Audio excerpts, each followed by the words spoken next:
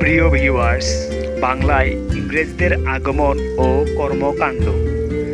ভারত ও পূর্ব এশিয়ায় বাণিজ্যের উদ্দেশ্যে ১৬০০ সালে ইস্ট ইন্ডিয়া কোম্পানি গঠিত হয়।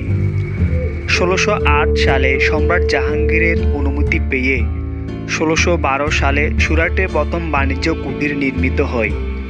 ১৬৩৩ সালে বাংলায় প্রথম কুটির নির্মাণ করেন হরিহরপুরে। ১৬৫১ সালে হুগলিতেও কুটির নির্মিত হয়।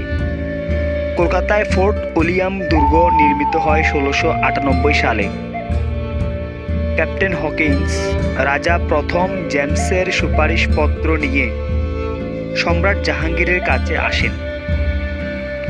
ধন্যবাদ ভিউয়ার্স, এরকম তথ্যবহুল ভিডিও পেতে আমাদের এই চ্যানেলটি সাবস্ক্রাইব করে পাশে থাকবেন।